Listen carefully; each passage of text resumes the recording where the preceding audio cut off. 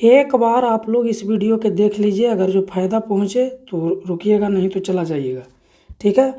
पंडित जवाहरलाल नेहरू द्वारा प्रस्तावित उद्देश्य प्रस्ताव को संविधान सभा ने कब स्वीकार किया था? 22 जनवरी 1947 को। प्रारूप समिति का गठन कब किया गया था? प्रारूप समिति का गठन कब किया गया था? 29 अगस्त 1947 को। भारत के विभाजन की घोषणा किस दिन हुई थी? 3 जून 1947 को। अगला प्रश्न कहता है, संविधान सभा ने भारत का संविधान कब पारित किया? 26 नवंबर 1949 को। संविधान सभा ने राष्ट्रीय ध्वज को कब अपनाया था? संविधान सभा ने राष्ट्रीय ध्वज को कब अपनाया था? 22 जुलाई 1947 को। 22 जुलाई 1947 को। अगला प्रश्न है, भारत के ध्वज की लंबाई और चौड़ाई का अनुपात कितना है? लंबाई और चौड़ाई का अनुपात 3:2 है। वहीं चौड़ाई और लंबाई का अनुपात पूछेगा तो 2:3 होगा। भारत का राष्ट्रीय कैलेंडर शक संवत पर आधारित है, जो कब अपनाया गया था?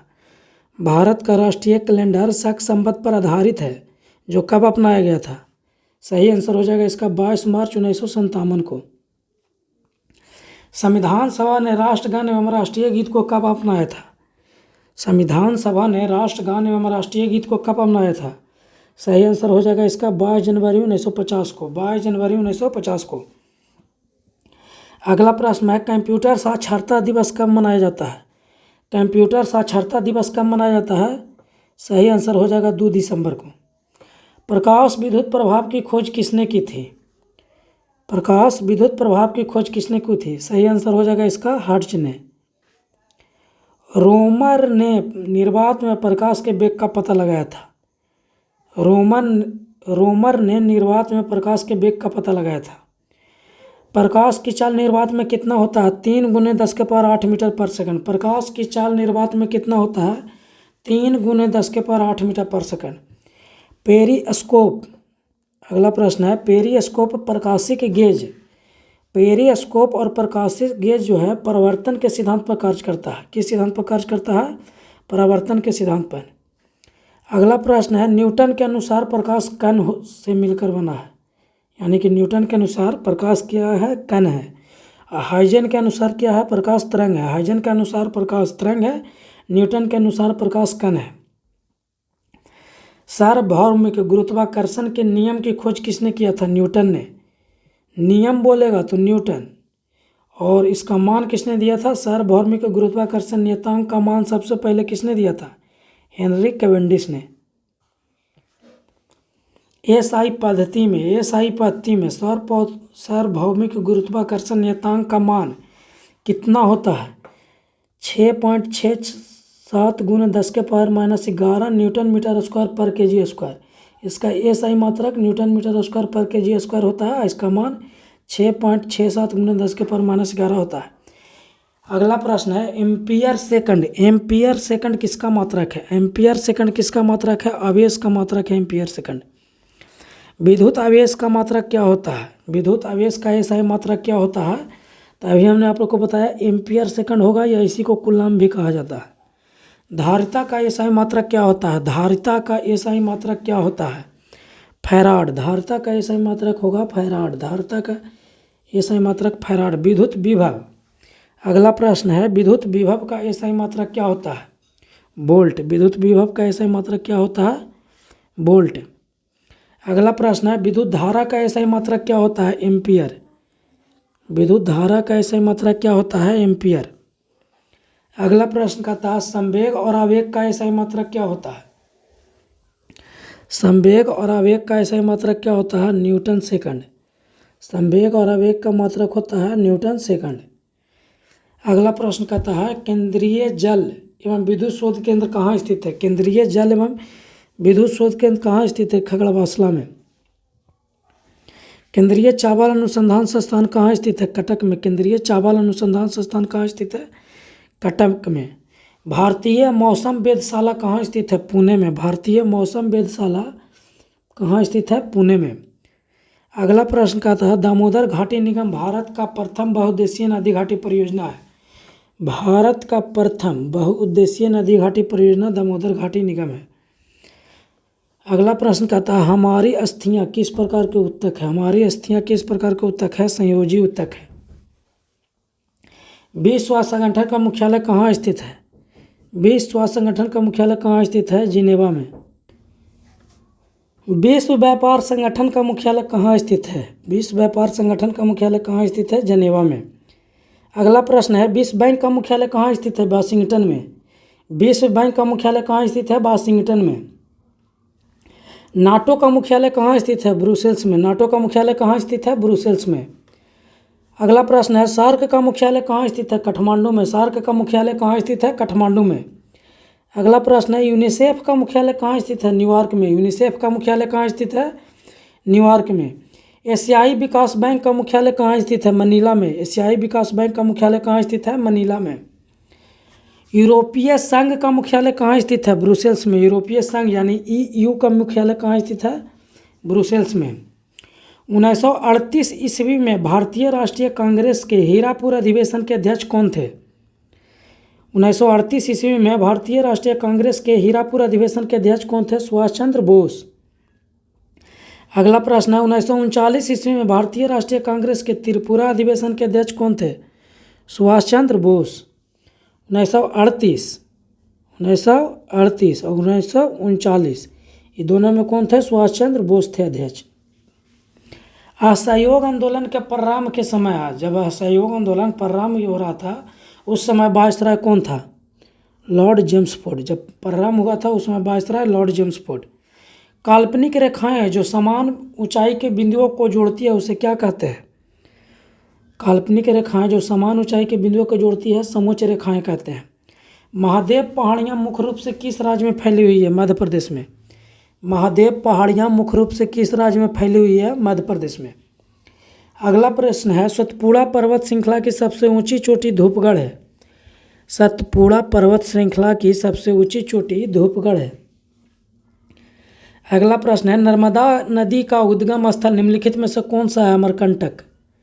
नर्मदा नदी का उद्गम स्थल निम्नलिखित में से कौन सा है? अमरकंटक। अगला प्रश्न है, जबलपुर निम्नलिखित में से किस नदी के तट पर स्थित है? नर्मदा नदी के तट पर। जबलपुर निम्नलिखित में से किस नदी के तट पर स्थित है? नर्मदा नदी के तट पर। अगला प्रश्न है, भारत में पहला स्वदेशी निर्मित परमाणु ऊर्जा संयंत्र कहाँ स्थित है? कलपक्कम में। भारत में पहला स्वदेशी निर्मित परमाणु ऊर्जा संयंत्र कहाँ स्थित है? कलपक्कम में। अगला प्रश्न है, नरौरा परमाणु ऊर्जा संयंत्र कहाँ स्थित है? उत्तर प्रदेश में।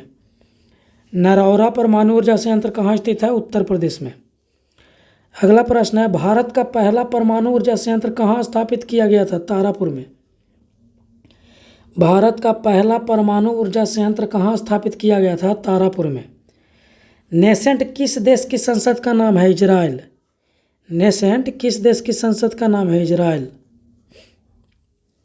अगला प्रश्न है, रक्त के अध्ययन को क्या कहा जाता है? हेमेटोलॉजी। रक्त के अध्ययन को क्या कहा जाता है? हेमेटोलॉजी। अगला प्रश्न है, रक्त परिसंचरण की खोज किसने की थी? रक्त परिसंचरण की खोज किसने की थी? विलियम हार्वे ने। शैवाल का अध्ययन क्या कहलाता है? फाइकोलॉजी। शैवाल का अध्ययन क्या कहलाता है? फाइकोलॉजी।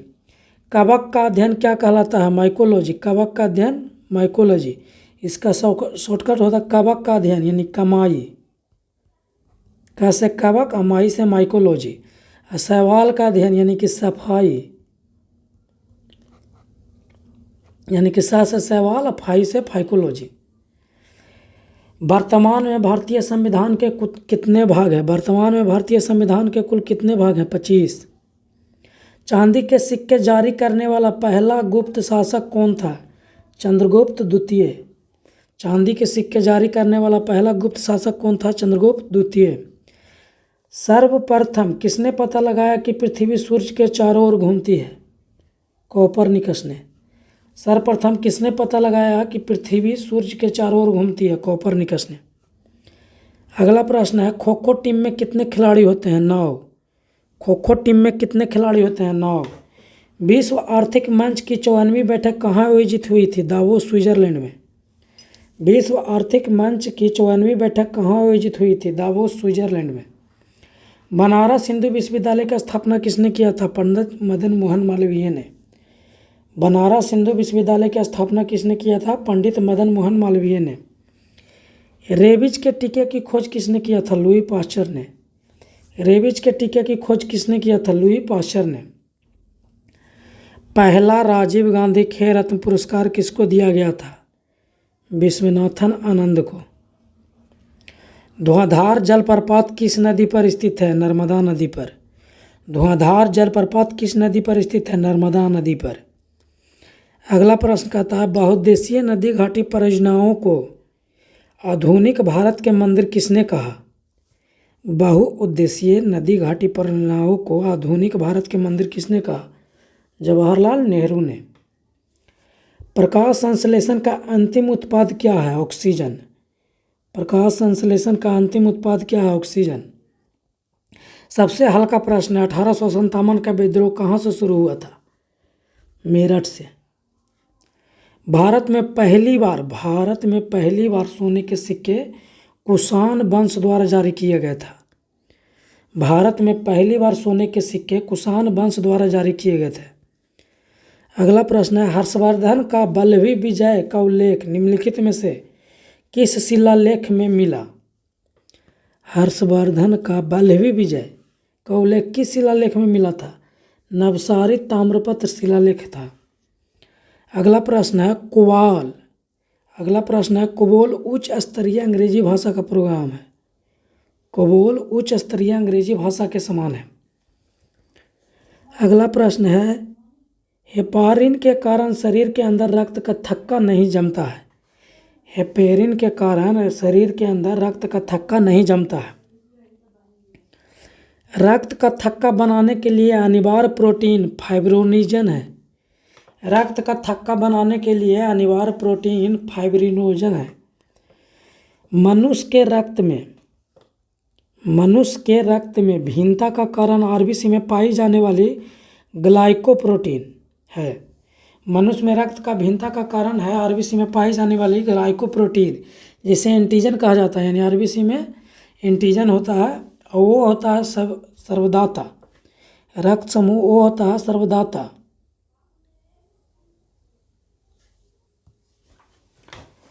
यूनिवर्सल दाता कहते हैं क्योंकि इसमें एंटीजन नहीं होता है।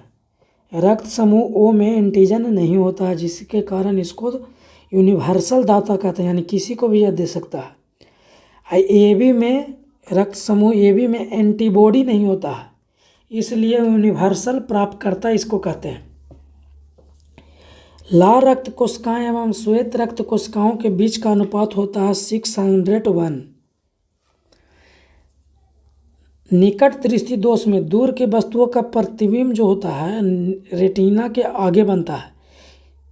निकट दृष्टि दोष में दूर के वस्तु का प्रतिबिंब रेटिना के आगे बनता है, इसलिए इसके निवारण के लिए अवतल लेंस का प्रयोग किया जाता है। और दीर्घ दृष्टि दोष यानी दूर दृष्टि दोष में उत्तल लेंस का प्रयोग करते हैं और इसमें प्रतिबिंब जो होता है रेटिना के पीछे बनता है। अगला प्रश्न है इस्पात में ध्वनि का चाल अधिकतम होता है। इस्पात में ध्वनि का चाल अधिकतम होता है, यानी कि सबसे ज़्यादा ठोस में होता है इसका ध्वनि का चाल। जरा दृष्टि दोष को बाइफोकल लेंस के चश्मे से दूर करते हैं। जरा दृष्टि दोष को बाइफोकल लेंस के चश्मे से दूर किया जाता है। अगला प्रश्न है अबिंदुकता को गोलीय बेलनाकार लेंस के चश्मे द्वारा दूर किया जाता है। अबिंदुकता को गोलीय बेलनाकार लेंस के चश्मे द्वारा दूर किया जाता है। अगला प्रश्न है प्रकाश की चाल का मापन सबसे पहले किसने किया था? रोमर ने। प्रकाश की चाल का मापन सबसे पहले किसने किया? रोमर ने। श्वेत प्रकाश 7 रंगों से मिलकर बना है, इसकी पहचान सबसे पहले न्यूटन ने की थी। श्वेत प्रकाश 7 रंगों से मिलकर बना है, इसकी पहचान सबसे पहले किसने किया था? न्यूटन ने। सापेक्षिका का सिद्धांत किसने दिया था? आइंस्टाइन ने। सापेक्षिक सिद्धांत किसने दिया था? आइंस्टाइन ने। भारत का आइंस्टाइन किसे कहा जाता है? नागार्जुन। भारत का आइंस्टाइन किसे कहा जाता है? नागार्जुन। किसी वस्तु का भार अधिकतम कहाँ होता है? निर्वात में। किसी वस्तु का भार अधिकतम होगा निर्वात में। निर्वात में ध्वनि कभी भी गमन नहीं करती है। निर्वात में ध्वनि कभी भी गमन नहीं करती है। निर्वात में प्रकाश की चाल अधिकतम होती है। निर्वात में प्रकाश की चाल 3 × 10⁸ मीटर पर सेकंड होती है। प्रकाश का तरंग सिद्धांत किसने दिया था? हाइजेन ने। प्रकाश का तरंग सिद्धांत किसने दिया? हाइजेन ने। प्रकाश का व्यक्तीकरण का सिद्धांत किसने दिया था? थॉमस यंग ने। थॉमस यंग ने प्रकाश के व्यक्तीकरण का सिद्धांत दिया था। दूरबीन की खोज किसने किया था? गैलीलियो ने। दूरबीन की खोज किसने किया? गैलीलियो ने। दूरबीन की खोज किसने किया? गैलीलियो ने। Thank you for watching. यदि आप इसका पहला पार्ट जो ऑब्जेक्टिव हम कराए थे वो नहीं देखे होंगे तो आप जरूर देखिएगा। Thank you.